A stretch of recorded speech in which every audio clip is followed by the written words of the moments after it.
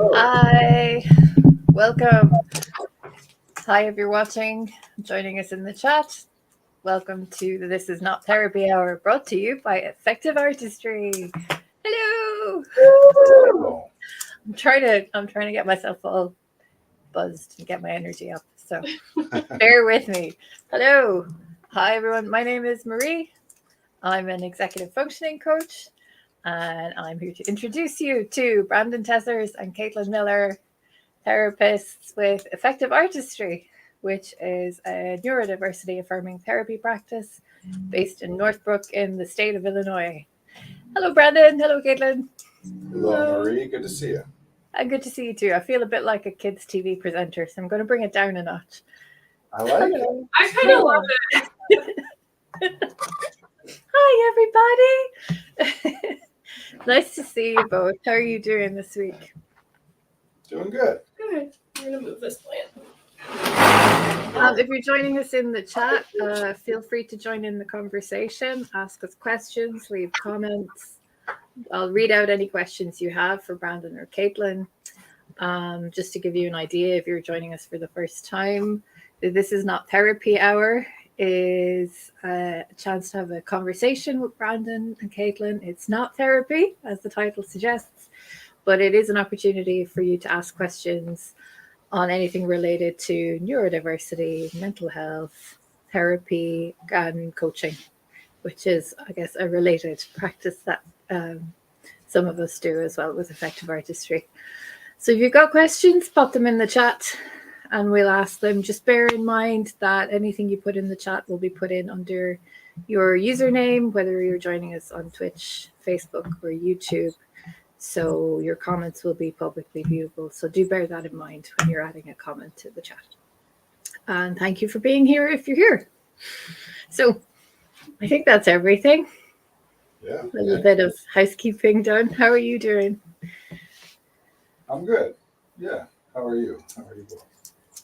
I was able to go on vacation, which was very nice. Ooh. There's a refreshing aspect to it. Are you comfortable sharing where you've been, what you've seen? What you've Sure. done? I went to Vieques, which is the main island off of Puerto Rico, and For some reason, I had it in my head of Puerto Rico. oh no, I'm not that. Yeah, no. Cool. So pretty. Oh my gosh. Oh, I could go on and on and on. And then you came back to the Chicagoland area where it's nice, but still winter. Yeah, but I also have a refreshed appreciation of Northbrook. I was like, this is a very easy place to live. Just like, Oh yes. yeah. Convenient. But low cost in the Brandon way of talking about cost. Like attention, energy. Yeah. An easy place to live. Yeah, and then like happy about where my life is mostly, which was nice too, and like being more clear on how I would like it to go. And let's just be honest, there were a lot of moments on the vacation where I was like, oh yeah, Brandon was right about that. Yeah. And then like I'd have a realization, I'm like, oh, Brandon's been telling me that for 6 months. I'm like, oh yeah, like it was funny. It's almost like the things like the people care about you, and this wasn't just Brandon, it was other people too, like giving me like feedback, and I'm like, oh, that was pretty much all right. I have that experience too where like I'll be working through something, like some problem, and how I do. I use my own language and come up with my own stuff, and then I'll like come to some conclusion and be like, oh yes, and feel like so brilliant for devising this thing. And then be like, oh, that's probably what people have been meaning all this time when they said such and such. Like it didn't That make was sense, really but now that I've similar. worked through it. Yeah, it's like the language I used was usually 50% my own and 50% what I could recall of others, including you. And I was like, oh, this is like talking to myself in a way that actually encodes in my long-term memory. I find for me, and I think this is true for a lot of like neurodivergent people and whatever, that a lot of that stuff tends to be like there's a lot of stuff that people offer you as advice that you just kind of dismiss out of hand, or even if it's not dismissed, it's like you don't really take it seriously. It's worth exploring, whatever. And for me, and it seems like this is true for many neurodivergent people, that stuff especially would tend to fall under the category of like physical stuff. Like people who being like, oh, I started doing yoga and it's amazing, or whatever, or like, oh, I started eating or drinking this thing, or and I'll just, that goes in one ear, not the other, and then I'll explore stuff and be like, oh yeah, I should really look. Oh, that's what yoga is. Okay, yeah, that makes sense. Or like, oh, maybe I've gone from 15 grams of protein a day to 80 grams. Yeah. I'm guessing you probably need like 100. I don't know. So many. I've been meaning to work with a dietitian for years now, and I just keep not doing I'm it. guessing it's 100, which is a lot. Congratulations. Well, I weigh 230 pounds, so Yeah. it's probably a lot. Anyway, how are you, Marie? I'm all right, thank you. I'm thinking a lot about physical stuff as well and health stuff, but I often am. Yeah, I'm doing okay, thanks. Still thinking about last week's conversation we had on clutter and decluttering. It was really useful because we could kind of use me as the client last week, which was fun. Yeah. I posed a problem and we talked through it, and I realized I was asking the wrong question. So we went back to the beginning and figured out what the right question to ask was. And now, yeah, I'm much more relaxed about the idea of moving house. Oh, well, that's cool. That's good to know. Yeah. I'm So glad. thanks. So if you're here in the chat, ask questions. We might be able to help you with the answers. Helps so much. So what's been on your minds, apart from, I guess, getting to get away and reflect? I was just thinking about snorkeling and seeing a turtle come up for air, and I was just like, oh my gosh, this is what being in the moment is. It was so pleasurable. I was like, oh my gosh. Oh. Like paying attention to what's actually happening around And you. being almost completely out of cognition. Like I was so close to like analyzing it, and then I didn't. And it was incredible. It's just amazing. So that was Brandon's right thing. Yeah. When you say out of cognition, what do you mean? What do you mean out of cognition? Actually, Brandon? I was interested in the same thing. I guess I think this is me paraphrasing Brandon, but that there is a continuum between cognition and environment, and that I disproportionately use a ton of my finite intellectual effort in cognition, and that can sometimes be advantageous, but often causes problems. And so one of the things I was practicing on the island is being in the environment and being less in cognition. And I was using the example of the turtle as being in the environment. As a moment that you were paying attention to the environment? I think of it as a spectrum. Like it was a moment where I feel as though I was almost 100% in the environment or paying attention to the environment. Yeah. You know what's funny is, well, okay, I like that. And just to clarify, what we're talking about is attention. Mm-hmm. That like cognition theoretically is running all the time. Like it's like the engine in your car or whatever, when you're driving, the engine is running even if you're not paying attention. So then would it be my attention is towards things that are not observable? Right. So there's the language I use is there's the physical environment and there's the cognitive environment. Mm-hmm. And you can pay attention to either or both. Mm-hmm. And there are ways to be, you're paying 100% attention to the physical environment and 0 to the cognitive environment, which doesn't mean nothing's happening in there. It just means that you're not noticing what's happening in there, or vice versa. You can, that generally we would call like being in the zone or peak experience or being in a flow state or whatever. And then you can be so much paying attention, like completely paying attention to what's in the cognitive environment to the extent that you are not noticing anything in the physical environment, which generally when that happens, we would call that a flashback, although daydreaming and other things are versions of that too, where you just kind of lose track of what's actually happening.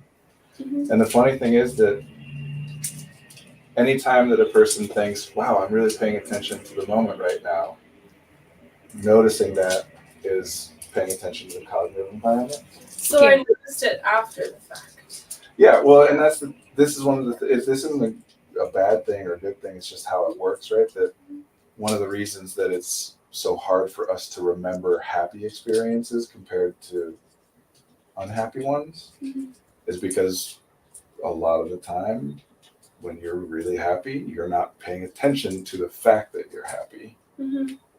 It's only later or after the fact or at any moment when you're like, wow, I am really happy. Sometimes you'll then be like, wait, focus in on the moment again. I shouldn't be thinking about how I'm feeling, you know. It's like that moment on vacation for everyone who's, I don't want to assume everyone gets to go on vacation, I guess, but for those who do and have gone on vacations, it's those moments where you're really enjoying yourself and then you become aware of the fact that you're really enjoying yourself. And sometimes that's accompanied with like, and it's not going to last much long, you know, like that's when you think about how much time you've got left on the vacation. So yeah, we don't tend to notice that stuff as much. So I'm glad that you did. I was also thinking about the relativity of beauty and then how that can intersect with new experiences and attention. I don't know if that's too vague. Yeah, I don't really know what you mean, but like I do think if a survey was done and someone like 100 people compared Northbrook to the island, I think most people would say the island is more beautiful.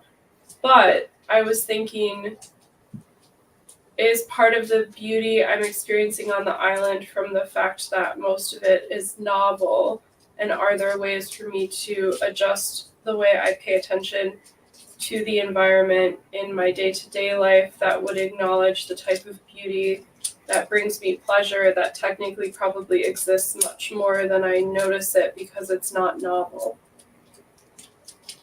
So you're using beauty in this case to mean something which brings me pleasure to observe? Pleasurable visual stimuli? Oh, visual specifically? Yeah.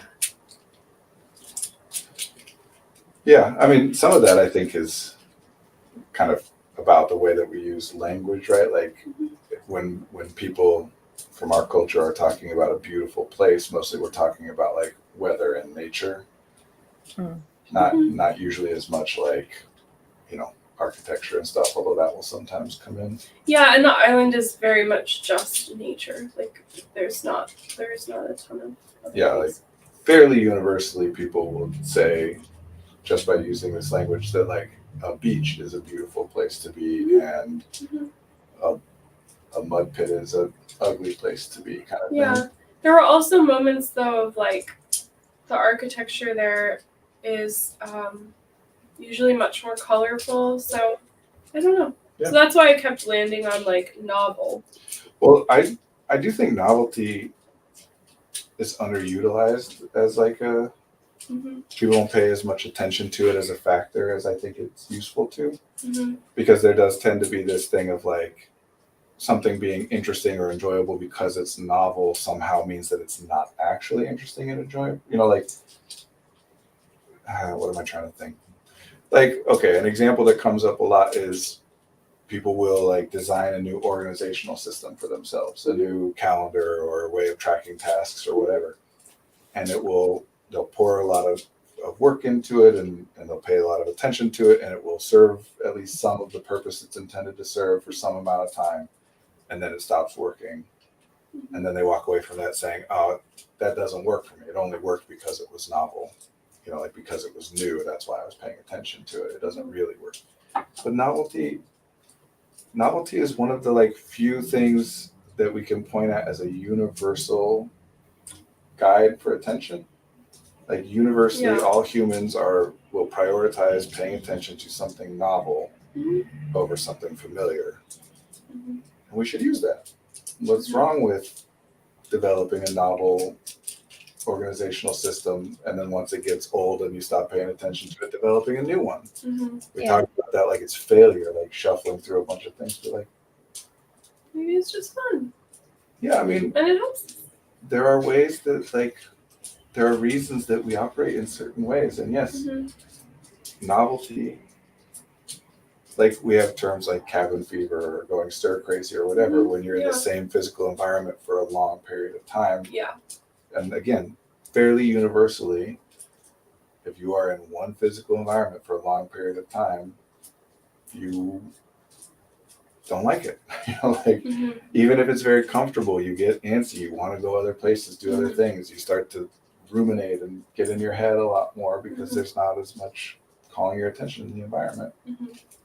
But yeah, We no. saw that during the lockdown period of the pandemic, Yeah. where a lot of people were confined to their homes, and like for me, I couldn't get on a flight. I couldn't go see family. So my vacation was sometimes I would move into the spare room so that I would be waking up in a slightly altered environment in the morning.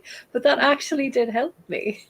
Yeah. Mhm. Just Yeah. change up my living environment for a couple of days to help break the monotony of it.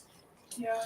Yeah, we all tend to live lives that are very focused on what we're thinking and feeling more so than what we're doing per se. Mhm. So when we're looking for novelty and changing it up and that kind of stuff, we tend to think about like changing up our routines or like Mhm. trying something different or learning something new, which are all good and helpful and important things.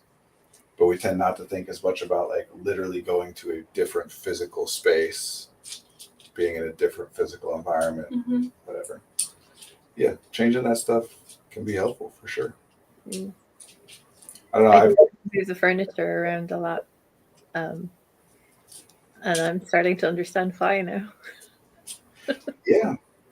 And honestly, related to what we were talking about last week with the like decluttering and keeping places clean and whatever, part of what I think is so satisfying to people sometimes to clean up a space is that when you start to like get an image of a space as being dirty or cluttered or whatever, and then can change it, it's kind of like rearranging the furniture. It's like, I've changed this to a new space. Mhm. It can be very cathartic if you engage with it that way. This is another one of those things where it's like, if you think of it as a task that you're supposed to do, and that if you haven't done it, you're failing, it turns into this miserable and difficult things. But if you think of it as, something that is, I'm exerting influence over my environment, I'm making changes, like it can be very enjoyable.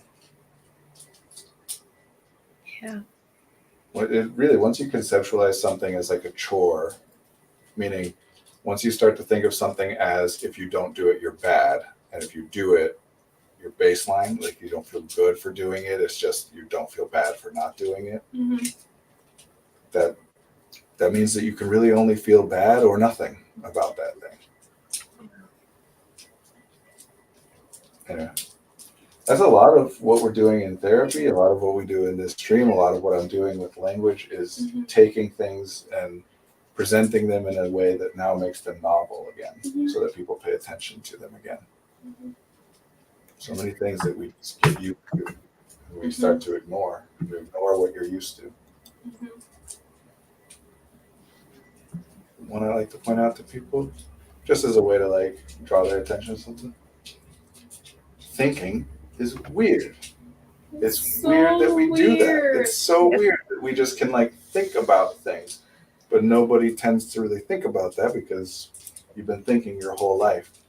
But once you point out, like, for one way to like point this out and make it interesting and novel to people again is say, where are your thoughts? Where are they? They don't exist in physical reality. And people will say, well, there's like, electrical impulses in my brain. Yes, there are. Those aren't the thoughts though. They might correlate with or represent or be the mechanism behind, but we can see electrical impulses in your brain. We have tools to be able to do that. We can't see like whatever the thought is that you're experiencing. Yeah. They just literally don't exist in this physical universe, not in your body or anywhere. And you say something like that in that way, apply different language, and then all of a sudden people will remember how weird it is, and they'll start noticing their thinking a lot more. Yes. I think aspects of that applied to me because on my vacation I had almost like zero what I would call anxiety, and then I came back to my life and I was like, wow, I knew that these were many thoughts. I knew they happened in rapid succession. I knew they did not have much utility. I knew they were unhelpful. But like the rush of them coming back was like, wow. And I think that's a big thing with clients too, like to actually experience even just a day of having some of that lifted.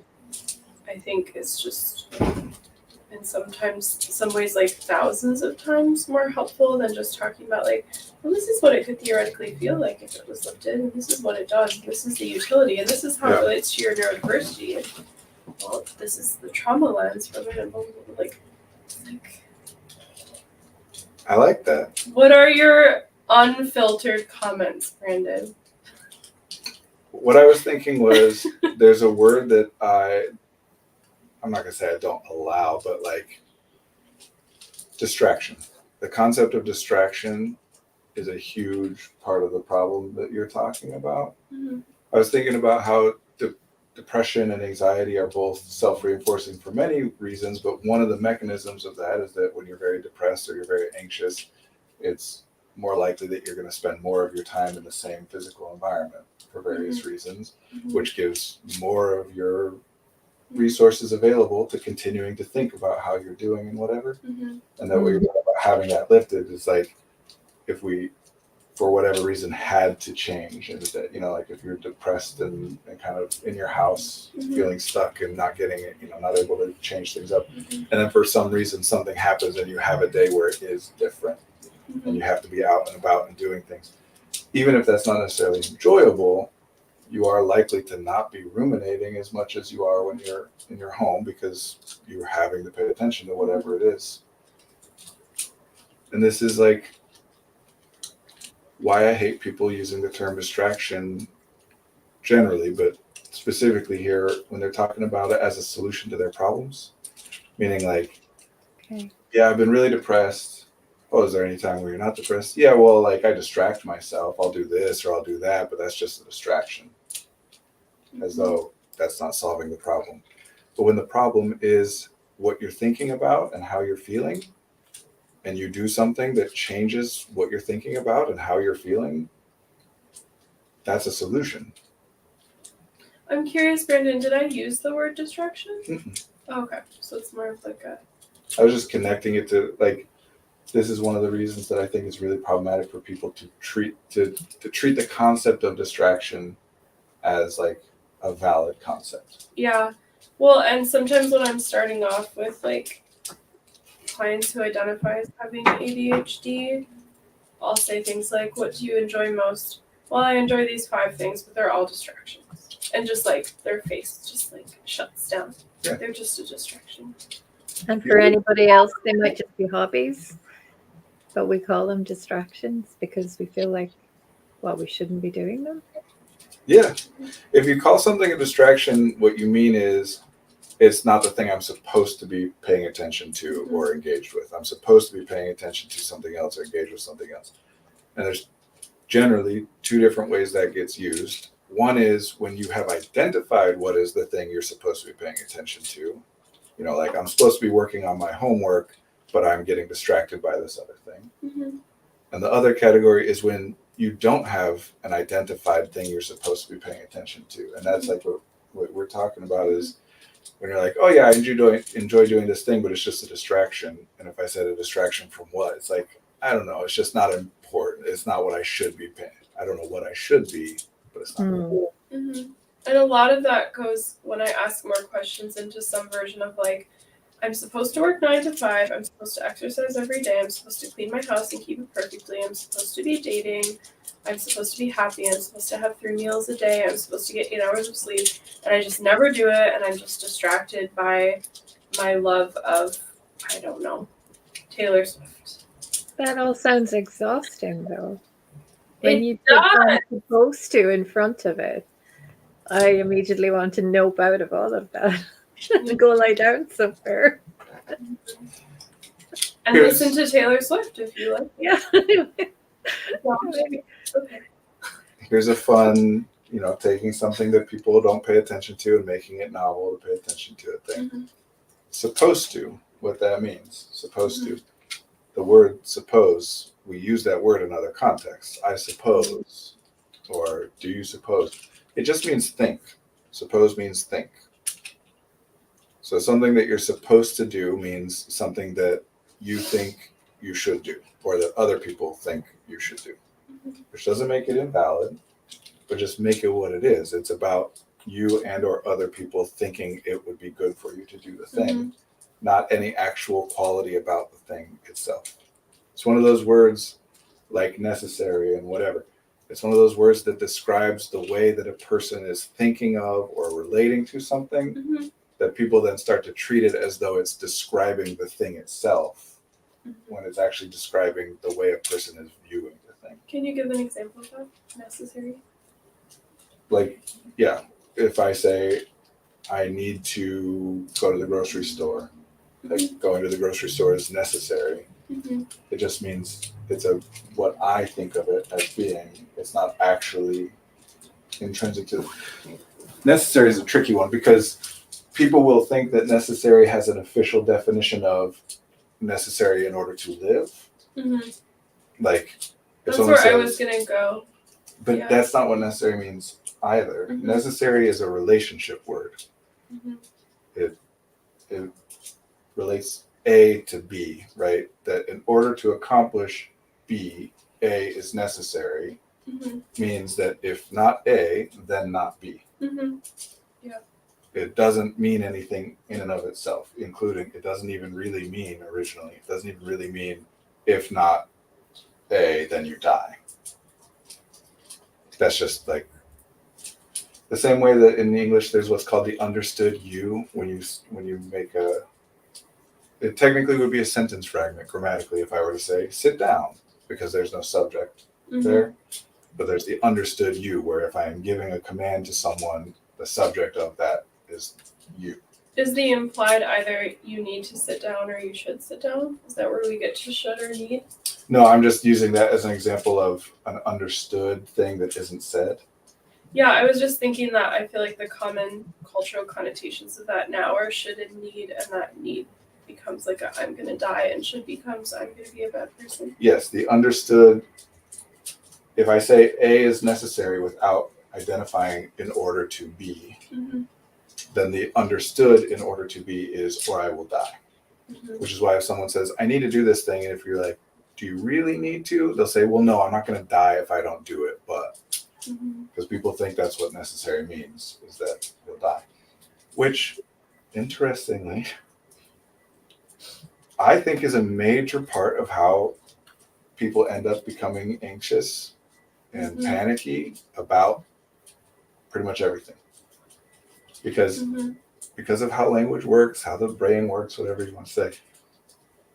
If I identify that the word need, necessary, necessity, if that means or I will die, if not X, then I will die.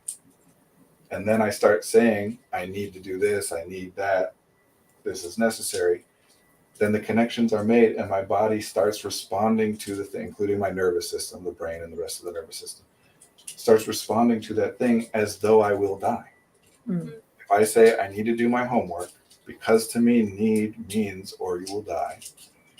If I say I need to do my homework, then I will start to respond to doing my homework as though it is life or death. Because another one of those things people are just used to that you shouldn't be used to, it's weird, is anxiety, prefrontal cortex shutdown, panic, all these different, we're talking about different intensities of the same experience. But that's the thing that the body does when it's about to die. Like fight or flight is a thing that happens to prevent you from dying. It's a break glass in case of emergency thing. And we all go into fight or flight like every day, multiple times a day, constantly. Part of what I was saying before about like we tend to focus on what we're thinking and what we're feeling more than the observable reality and whatever. Is that including like I don't like how people use words like harm and safety to relate to how people are thinking and feeling. Not that those words are being used to describe important things, but those aren't great words to use. There's a difference between I'm feeling unsafe and I am unsafe. A lot of the time, both of those things are happening at the same time, but they don't have to be. Mhm. And with some of the language that we're using, yes, we are putting ourselves into a place where it's like, oh no, if I'm sad or if I'm tired, that means something's wrong. Something terribly bad is happening. What's wrong with me? Mhm. As opposed to just being sad or being tired because of whatever's happening. Mhm. I was listening to a podcast by John Ronson recently, and he had one episode where he spoke to Bessel van der Kolk, who wrote The Body Keeps the Score.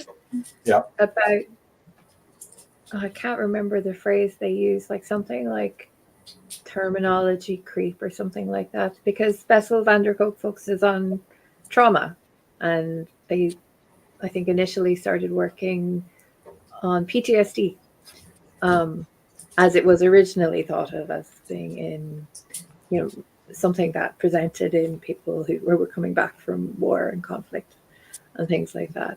And I think he has some concern about the way the word trauma is being used more broadly now, and how it might be kind of self-reinforcing.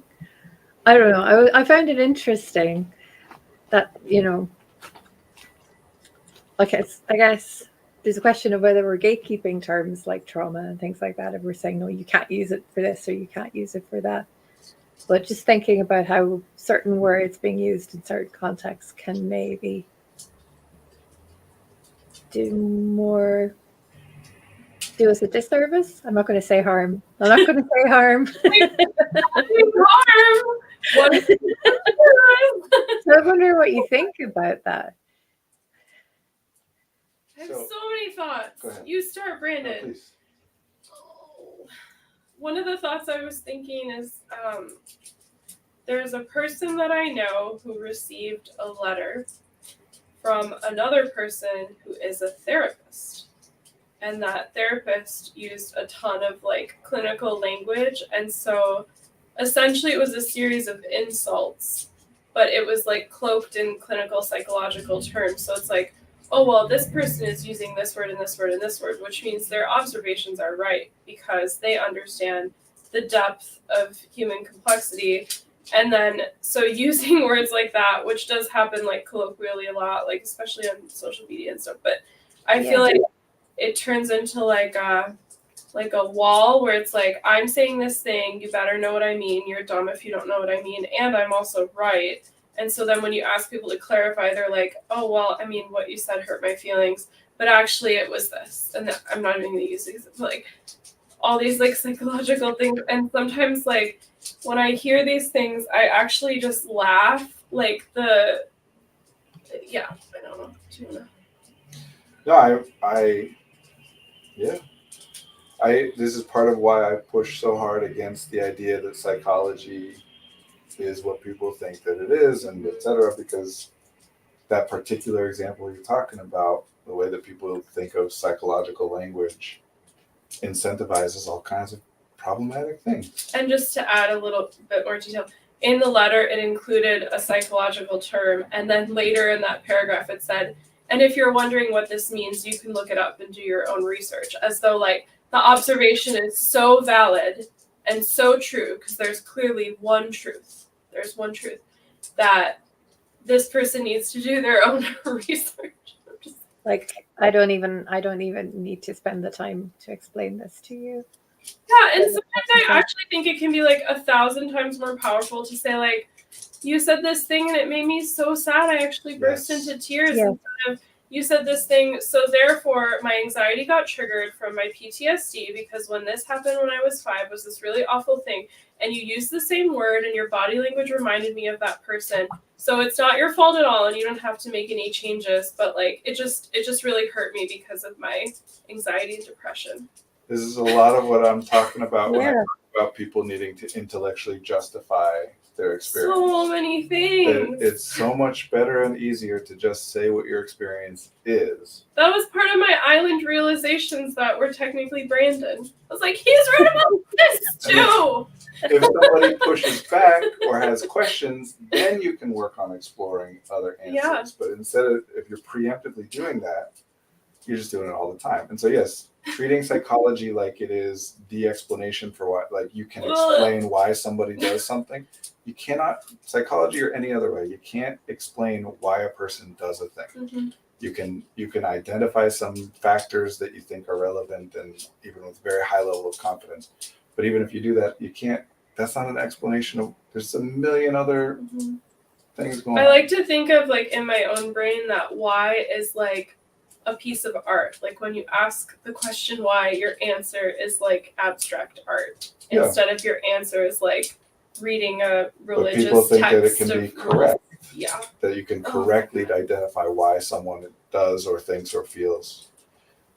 And then so that's one of the things that incentivizes that I think is problematic, is that people get really good at talking about why they think they or somebody else is thinking or feeling or doing whatever they are. Yeah.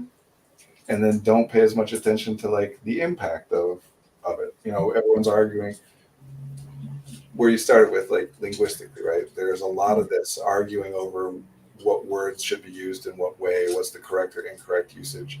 In the neurodiversity community, it happens a lot, like the debate over ADHD, for example. Here's the thing. What you think of something and what actually exists in reality are two separate things. So they literally always are. Like, yes. Always. Yes. Because I think some people would say, well, Brandon, this is a chair.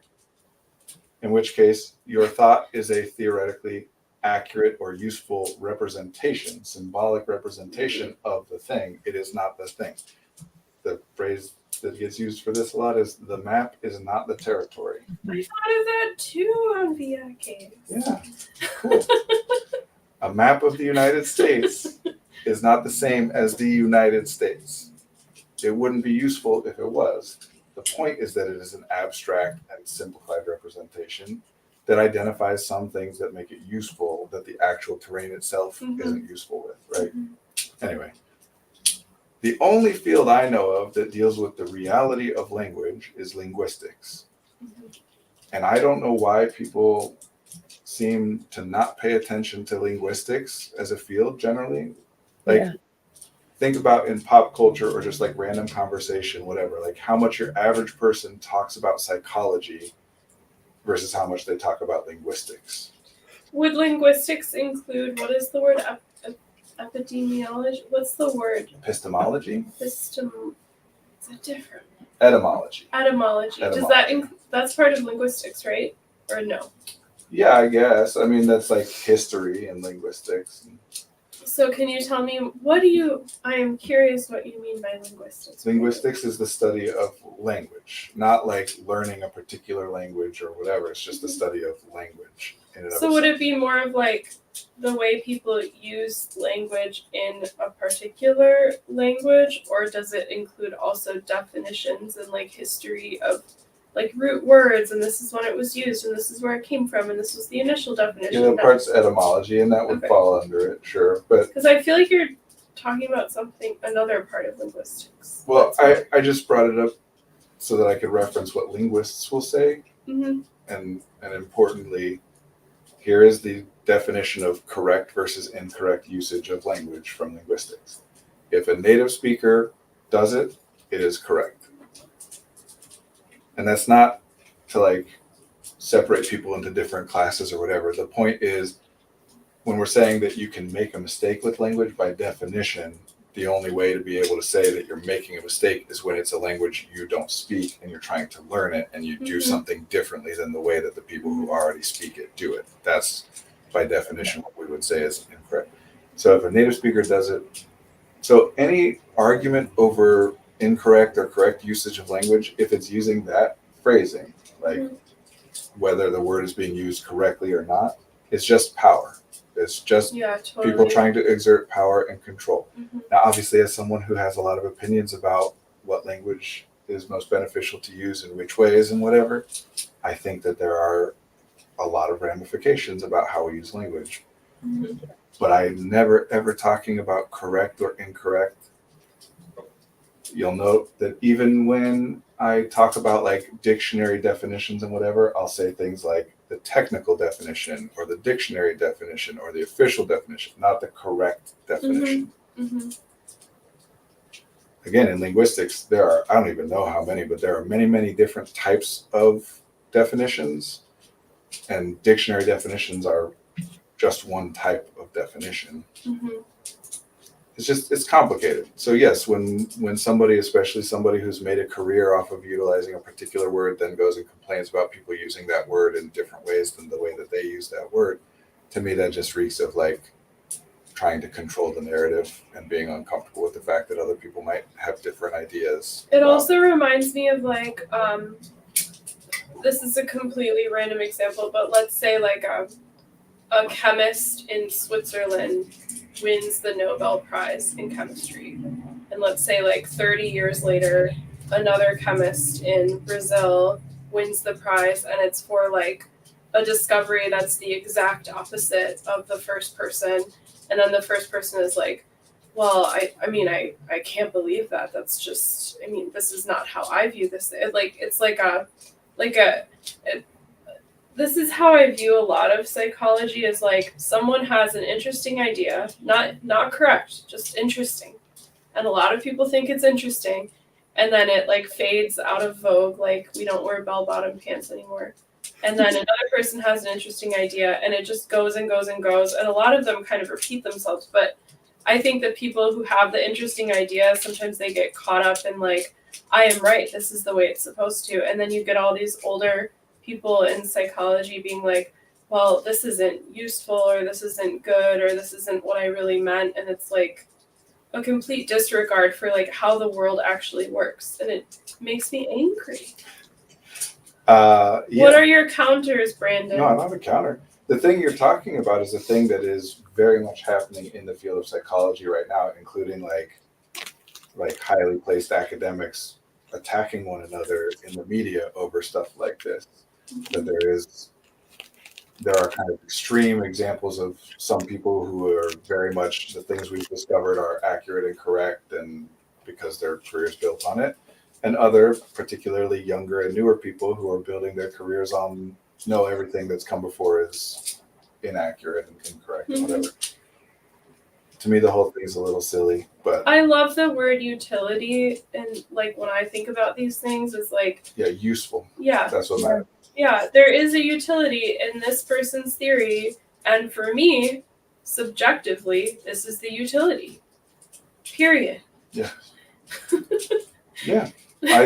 That's why I'll use the metaphor of these things are like tools a lot, because no one would argue that like a hammer is a correct tool and therefore all other kinds of tools are invalid.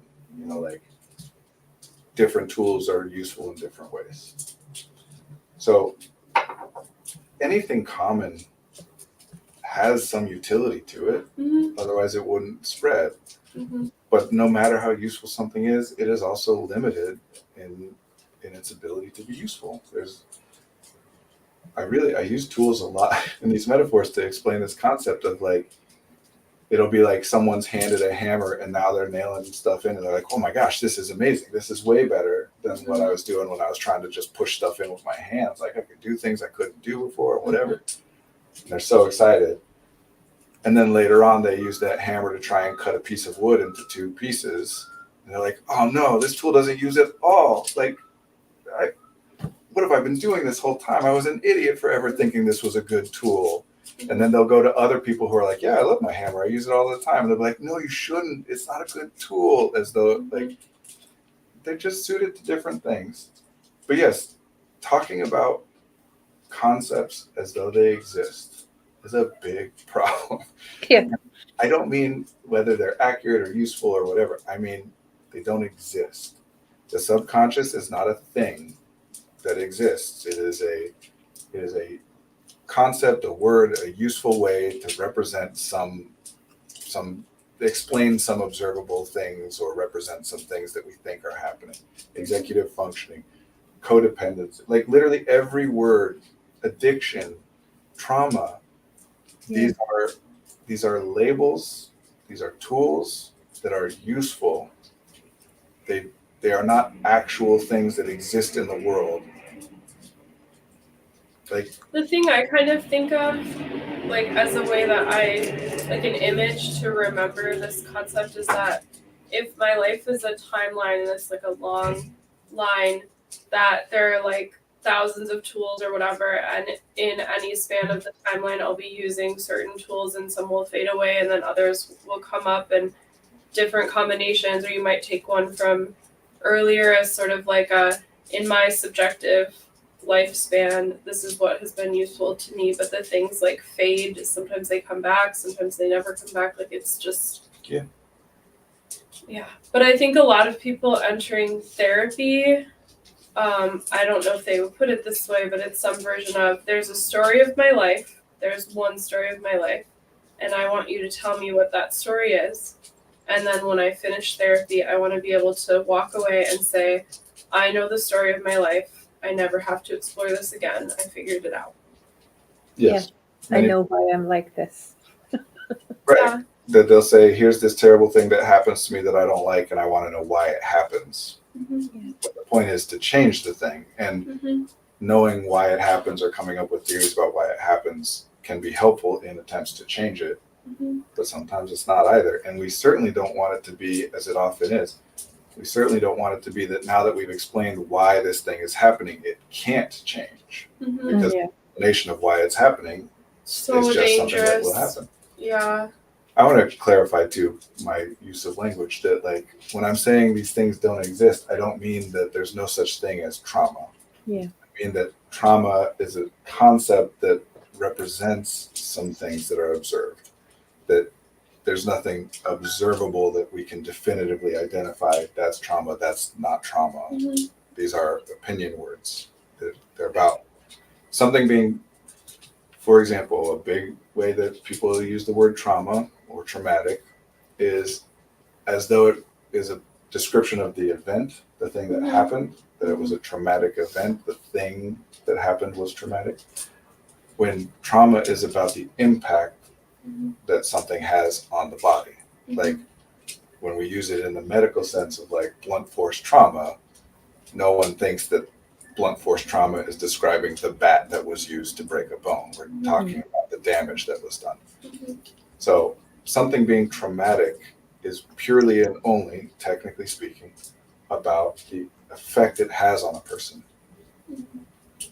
And that one's a big one, especially in neurodiversity.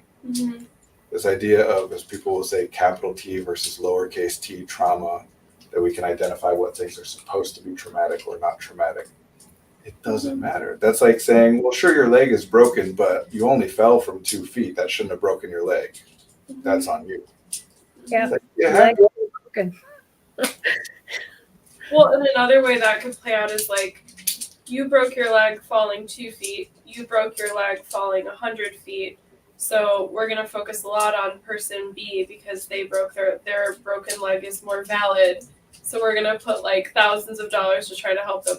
But person A who just 2 feet, like whatever, just change your habits. Yeah. Like, so. I've been wondering, so a common thing among people who identify as neurodivergent is that they might have difficulty identifying a particular emotion or naming it. So maybe words like trauma can become a useful shorthand. So they're useful for a time until you I can. think Words trauma, are useful. just to be clear, I think trauma is a very useful word. Yeah. Yeah.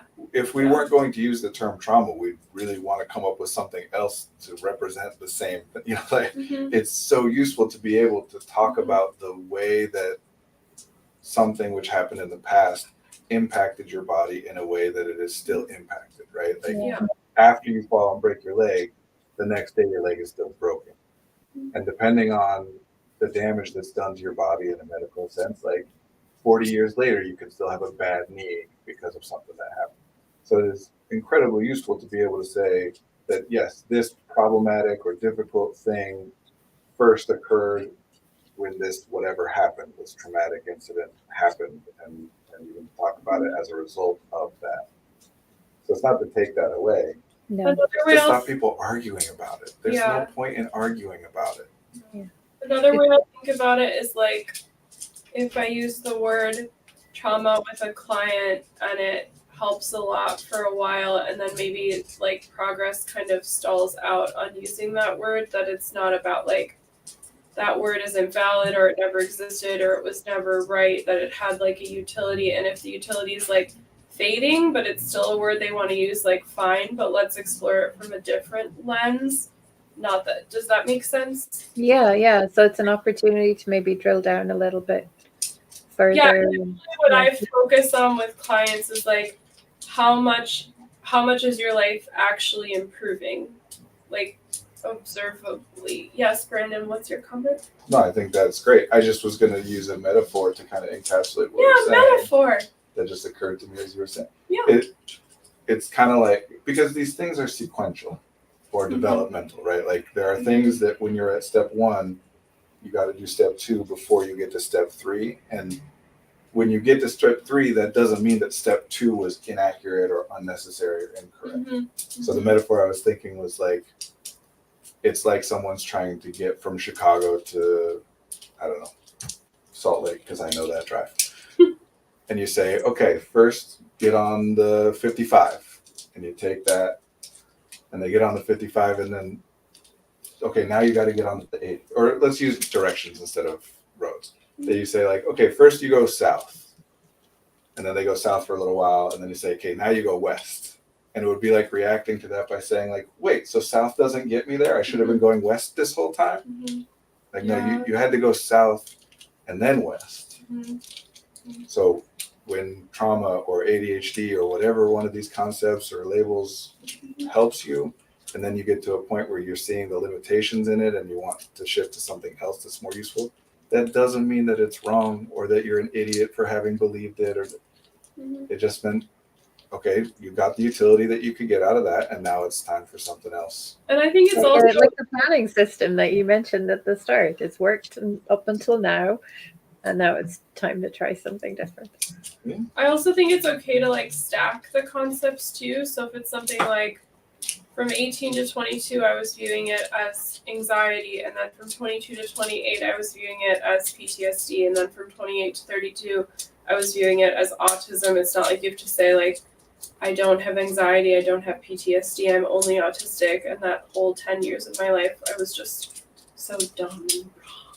Yeah. Also, we're coming up on time. This is We got 5 minutes. Brandon. Cool. Yeah. Utility. That's No, you that's what we're start, getting at. you raise your tone of voice a little bit, you start talking faster, you lean in a little bit. I feel like that usually happens after I feel like I tried to wrap up and Oh, another that's thing right. accomplished, and I'm like, oh shoot, now I got to do that. Oh, that's such a good point. Okay, I've jumped the gun a little bit. What matters, I say this to people all the time, I don't give, I'll modify my language for being on the A stream. flying. I don't care about accuracy. I care about utility. Utility. Yeah. There are things that can be accurate but aren't useful, and those don't matter to me. And if something is inaccurate but useful, cool. Theoretically, the fact that it's inaccurate could mean that it gets used in some other way which isn't useful later, or that there's some other more optimally useful thing that could be used instead. But it doesn't. I don't feel like I'm very good at getting this point across to people. I try so hard, and I don't think I get it across, that what you think and what exists are separate things. They're both important, they're both valid, but what a person thinks does not need to represent accurately reality in order for it to be valid or useful. It cannot replicate reality. Thoughts and reality, they're different. The internal subjective world and the external observable world are two different things, and they can't overlap. And a lot of this is just once people give up on that idea that there is a right way to think or whatever, then you can drop all the arguing and the animosity and whatever, and instead approach things for, okay, well, what is useful to take from any other perspective? Like the best development, learning, growth, change happens when you can embrace it When learning something new that you're like, oh, that's better than what I've been thinking, meaning what I've been thinking, as many people would interpret it, was wrong, and this is right. If you think of it that way, it tends to make you feel like, oh, I'm an idiot, which makes it harder to learn new things. It incentivizes you to reject new information, to not have to deal with the difficulty of being like, oh, I've been wrong all this time. But if you can let go of that and just approach new things and say, oh, that thing is more useful than what I had before, even though what I had before was useful. Or that thing is useful in this particular way that the thing I had before was not useful in. Then learning new things is enjoyable. And you're looking. And I do think that one of the things that's pretty universal about people who identify themselves as being neurodivergent is this belief that there is correct and incorrect ways to think, and like this belief that you can somehow think the same as reality, that you can figure it out, understand it. Not only that, but that other people do or have, or that it's supposed to be easy. That there are elements of what we would call neurodivergence that are observable, like I struggle with this is more difficult for me, I'm well suited to that, etc. And there are elements of it, no, let me say that differently. If distress, as we talk about a lot, distress is the gap between what I perceive to be happening and what I think would be better to happen instead, right? The further between those two things, the more distressed I feel about the thing. That we're often, if not always, looking at the what is it that I'm doing thing, the reality. How do I shift what is happening to be more like what I think it should be or is supposed to be, whatever. And people tend not to look as much at the other side of like my ideas of what is the preferable thing. Is that even possible? Is that desirable? Is that useful? That shifting what it is you're aiming at. People think it's like you're aiming at a target with a clearly identified, this is the bullseye, or you get the most points, and they keep missing off to the right. And so they're wanting to shift what they're doing to hit the target instead. When the reality is there is no target, and maybe where you're hitting off to the right, maybe that's where we should be aiming. And if you switch that, then all of a sudden the stress goes away, even though what's happening is the same. Something I'll do with clients, I think this is what you're saying, just kind of my version of it, is what is the word, like to characterize it. So it might be something like, I don't know, I'm supposed to work 8 hours a day, and if I don't, I'm a loser. And then to be like, well, is that you talking, or is that like capitalism talking? And then being like, oh, that isn't like a thing. It isn't a thing or like, is that the patriarchy, or is that like, I don't know, white supremacy talking? Yes. So, and it's not, it's like a way to get to that. It's not like an end all be all, but it's a version of challenging the rightness of things. Yeah.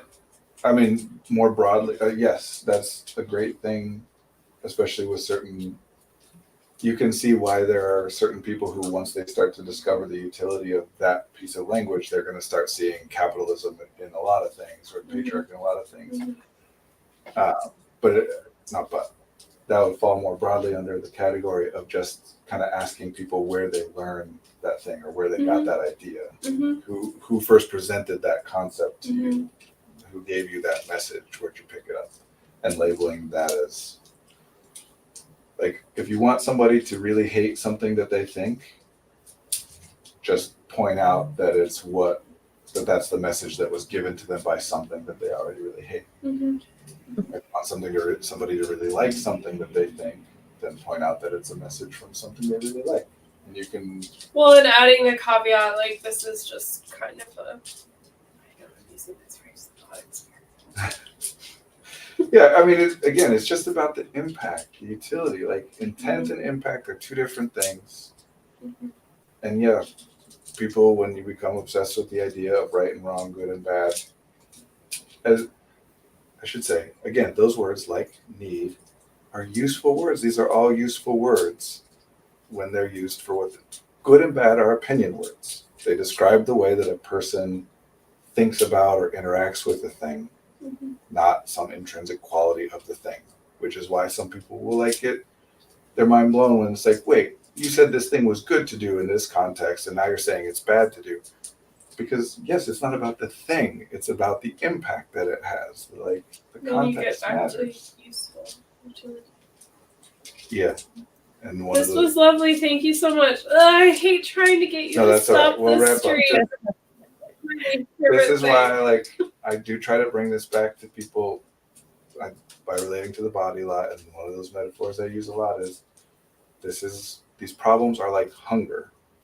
They are things that they start in response to something, and they grow and they get worse, and then there are things you do that stop them, make them go away or diminish, and then they come back, because that's what it means to be human. You just got to keep doing stuff.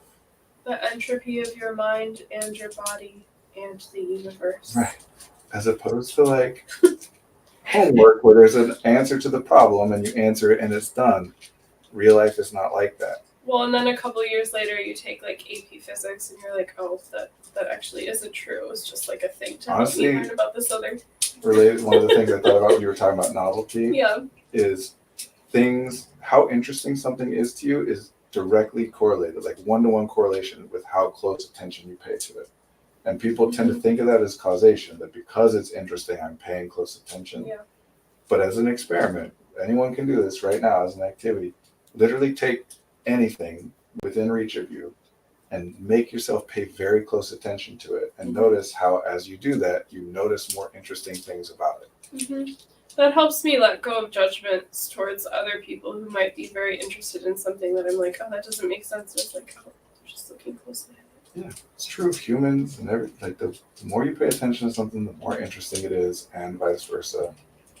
So with novelty, you can, even without physically changing your environment, you can get novel things by just picking something in your environment and paying closer attention to it. Yeah, when we were talking about it, I pictured walking towards that lamp and just like touching it. And being like, oh, what is this lamp?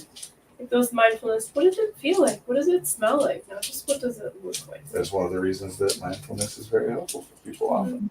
Thanks, everybody. Yeah, good to be with you. Yeah. I brought up like 3 times. Well done.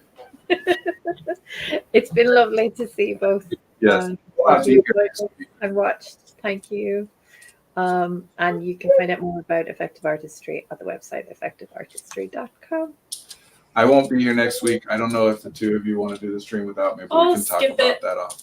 Most likely. Okay. There probably won't be a stream next week. Probably. But we'll be back the week after. Yeah. Okay. It's lovely, Marie. Thank you. Bye. See you soon. Bye.